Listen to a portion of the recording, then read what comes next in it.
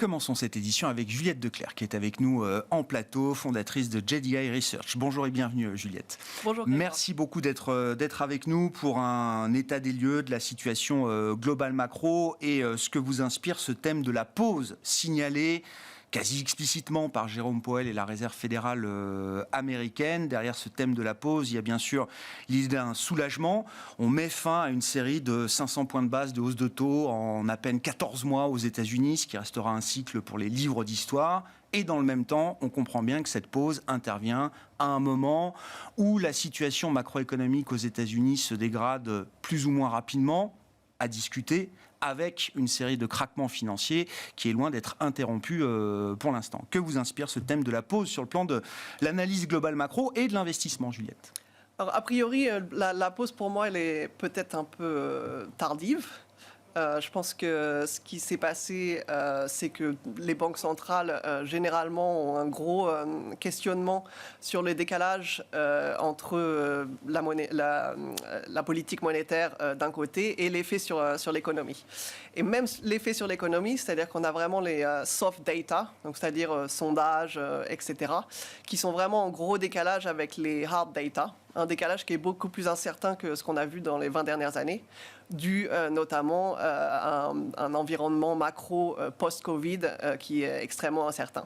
Donc je pense qu'on a vraiment essayé d'aller à fond contre l'inflation, donc 500 points de base, qui ne sont pas encore répercutés chez les banques. Donc, c'est-à-dire qu'aux États-Unis, on a toujours 15 trillions de déposits qui sont rémunérés entre 0 et 50 points de base. Je regardais hier Chase, je crois, la rémunération, c'est 0,1. Ouais.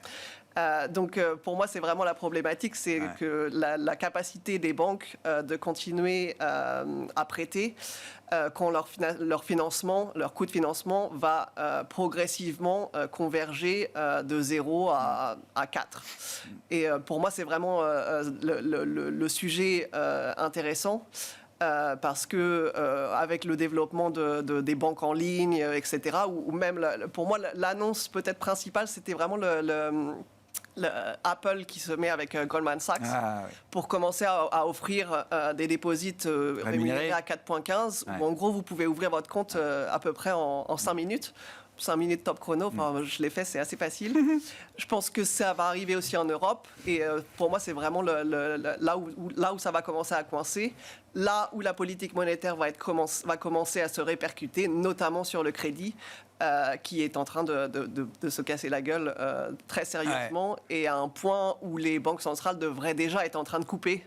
Si vous regardez les graphes que je vous ai envoyés. Oui, on va regarder effectivement parce que alors c'est le moment de gloire d'une enquête qui a réalisée auprès des Senior Loans Officers aux États-Unis. L'enquête a été publiée en début de semaine. La Fed l'avait entre les mains lors de sa prise de décision la semaine dernière. Enquête qui montre alors plusieurs choses, mais notamment un affaiblissement prononcé de la demande de crédit de la part des ménages, mais aussi des entreprises de la part de la demande de crédit bancaire, de la part de ces entreprises et de ces ménages. Quand on regarde le graphique, effectivement, la baisse et la pression est assez vertigineuse. Juliette, comment ça se traduit effectivement pour vous Qu'est-ce que ça implique devant nous ? C'est-à-dire qu'on n'a pas, on a d'un côté l'offre de crédit qui se contracte naturellement parce que les banques ont une pression sur les coûts de financement, mais ce qui est encore plus intéressant, c'est évidemment la demande de crédit, où on arrive à des niveaux de Global Financial Crisis ou même du milieu des années 70 au niveau demande de crédit. Et ce qui est intéressant sur le graphe, c'est que vous voyez que en fait, à ce stade de collapse du crédit, la Fed était déjà en train de couper pour les deux dernières récessions. Ce qui est encore plus intéressant, c'est que ce n'est pas le crédit qui drive la croissance, et ce n'est pas non plus la croissance du crédit qui nourrit la croissance, c'est vraiment l'accélération du crédit. Et en fait, aux États-Unis, en décembre, on était à 12% de croissance de crédit. Donc, c'est-à-dire que même si le crédit juste s'arrête ou continue à monter un tout petit peu, on va arriver facilement à une décélération du crédit qui va arriver vers les moins 10. C'est l'impulsion de crédit qui compte. Voilà, c'est c'est vraiment l'impulsion, accélération, décélération. La dernière fois qu'on a eu une décélération en double chiffre, à plus de 10%, c'était en 2009 et dans le milieu des années 70. C'est un peu l'histoire de la bicyclette, quoi. C'est-à-dire quand on arrête d'accélérer, à un moment, on ralentit tellement qu'on s'arrête, voire on tombe, quoi. Donc il faut vraiment voir ce qui s'est passé l'année dernière pour comprendre ce qui va se passer cette année. À quelle vitesse ça peut se développer dans l'économie réelle, selon vous, et quel niveau de pression ça peut mettre sur la réserve fédérale américaine? À quel horizon de temps, Juliette? Parce que la période est un peu particulière. C'est-à-dire, avant cette contraction du crédit ou ce retournement du Credit Impulse, la baisse de la demande de crédit, il y a eu quand même un boom de crédit qui a duré pendant un certain nombre d'années et qui a été peut-être magnifié encore pendant la période Covid. Est-ce que les entreprises sont déjà aujourd'hui face à des murs de refinancement, des murs de dette qui les mettraient en péril de manière immédiate? Alors pour les banques, je pense que le péril, c'est d'avoir acheté en gros n'importe quoi depuis les 10 dernières années avec du financement à zéro ou quelquefois même négatif. Donc je pense que sur les balance sheets, c'est pas propre. Clairement, je pense que ça va être une des conditions pour que les banques recommencent à prêter, c'est vraiment de repricer ce risque, que ce soit du risque sur le CMBS, donc commercial loan, ou en France, les fonds immobiliers, qui ne sont pas du tout repricés non plus. Les valeurs d'actifs de ces produits-là sont pas au bon prix aujourd'hui. Tout ce qui est tout ce qui est facile à cacher, c'est toujours caché, et donc pas repricé sur les balance sheets. Donc quand on parle par exemple de JP Morgan, peut-être dans 2-3 mois, JP Morgan et Bank of America auront peut-être 50% des déposits aux États-Unis, mais ça ne change pas le fait que leurs coûts de financement vont aussi augmenter. Et la question qui se pose, c'est qui va continuer de refinancer ces crédits qui sont mal pricés, et c'est pas JP Morgan ou Bank of America. Ils prendront pas ce risque-là.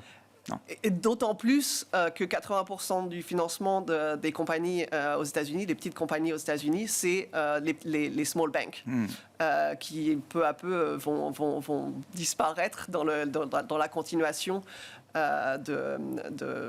les grosses banques qui vont continuer de digérer ces petites banques qui sont plus vulnérables aujourd'hui. C'est un processus inévitable, cette restructuration un peu à marche forcée du segment des banques régionales aux États-Unis. Il y en a peut-être 4500, 5000 aujourd'hui. On verra combien il en reste dans 6, 9, 12 mois.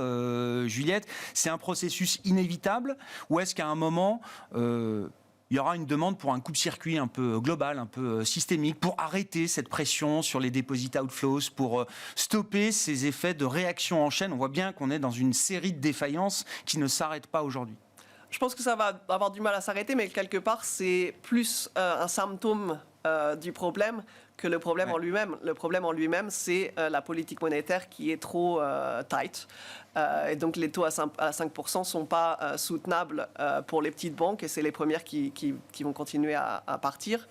Mais ce n'est pas soutenable non plus pour les grosses banques. Chase qui continue de rémunérer les dépôts à 0,1, ce n'est pas tenable. Donc en termes de quand va-t-on commencer à voir l'effet sur l'économie réelle, moi, je pense que ça peut commencer ce trimestre-là, au moins aux États-Unis. Je pense qu'en Europe, ça peut durer un peu plus longtemps parce qu'il y a plus d'inflation. Le problème, c'est qu'au niveau macroéconomique, on a vraiment des courants contraires assez importants. Donc, d'un côté, on a la chute du crédit, de l'offre de crédit et de demande de crédit. De l'autre côté, on a eu un choc réel, un choc positif réel sur le revenu qui était aux États-Unis et aussi en Europe. Donc, c'est-à-dire qu'on a eu un gros choc d'inflation en 2022 avec les salaires qui ont tendance à être en retard par rapport à l'inflation. Oui. Donc, on a vraiment eu un catch-up cette année en janvier, ce qui est une chose assez normale. En janvier, les salaires sont revalorisés. L'inflation a aussi un peu baissé, surtout sur les matières premières, par exemple le pétrole qui est... Donc on resolvabilise un peu de demande, là, d'une certaine manière. Donc on a vraiment eu un choc de demande positif au début de l'année, qui commence à se dissiper. Après, je pense que ça, c'est ce qu'on va voir vraiment ce mois-ci, le mois prochain, c'est-à-dire que les salaires ne vont pas continuer à s'envoler. Et de l'autre côté, le crédit, on va avoir l'effet négatif crédit énorme qui va commencer vraiment à avoir de l'effet d'abord sur les compagnies et ensuite, bien sûr, sur les particuliers aussi. Quelle est la différence entre les États-Unis et l'Europe du point de vue justement des conditions de crédit, de la distribution de crédit, de la demande de crédit? Vous avez là aussi un graphique qui montre un affaiblissement de la demande de crédit des entreprises en Europe auprès de l'industrie bancaire. Vous dites on est encore un peu en décalage peut-être par rapport à la situation européenne. Voilà, pour moi, je pense qu'il n'y a pas de problème de quelle banque est plus solvable. C'est pas un problème de solvabilité, vraiment, c'est toujours un problème de rentabilité. Ouais. Et donc, on a le même problème aux États-Unis et en Europe, ce que vous voyez sur le graphe que j'ai mis aussi. En Europe, la demande et l'offre de crédit s'écroulent. Et pour moi, c'est vraiment un problème de coût de financement, pas un problème de solvabilité ou de santé des banques. C'est un process naturel et voulu par les banques centrales. En fait, les banques centrales, leur boulot, en gros, c'est de contraindre le crédit, contraindre la consommation. C'est pas un bug, ça fait partie du plan. Exactement. Ouais. Donc la seule question, c'est de savoir vraiment quand on va commencer à vraiment avoir l'effet réel. Et ça, je pense que c'est vraiment les courants contraires dont je viens vous parler. Et on va voir la transition, je pense, ce trimestre.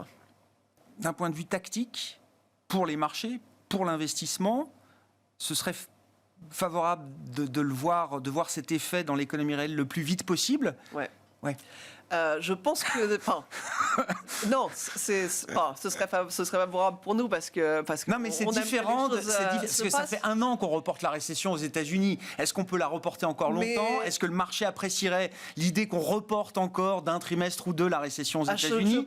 Ou est-ce que le marché veut la voir maintenant? Je pense que tactiquement, ce serait très important que la récession soit arrive plutôt en 2024.